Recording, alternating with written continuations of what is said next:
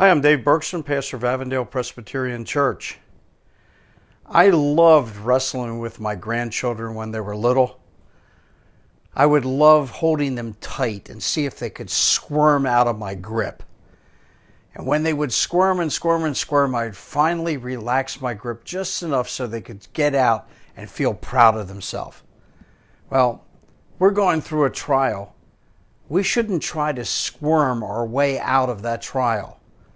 James tells us that a trial comes to make us better.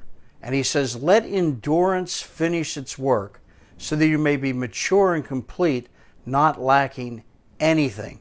So if you're going through a trial, don't try to squirm out. Let the trial finish its work. If you squirm out, the trial won't have God's intended result. Now, God does not want us to suffer unnecessarily. Let's say everybody in your job is being laid off. But before you're laid off, someone offers you a job. God doesn't say, turn the job down so you can enjoy the pain of being laid off. No, he says it's okay to take the job offer if you want it. James is not saying stay in the trial, period.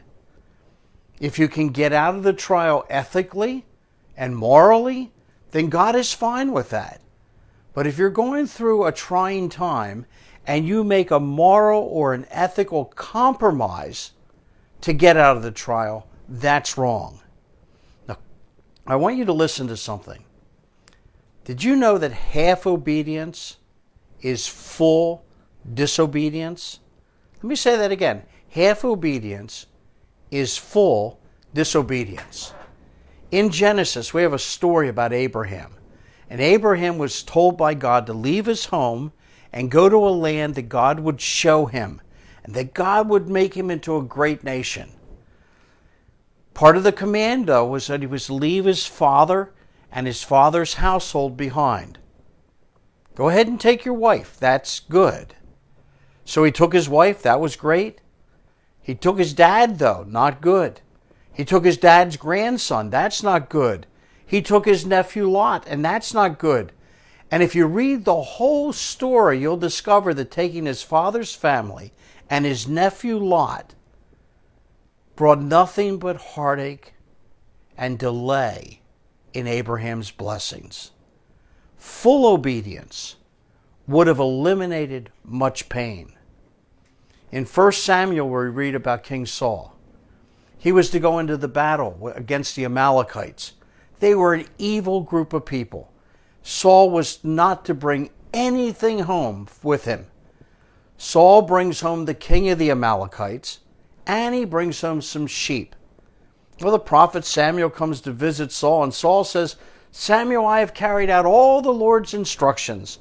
And Samuel goes, then what is the bleating of sheep that I hear in the background? Well, Saul's response was, hey, I brought them home to offer a sacrifice to God.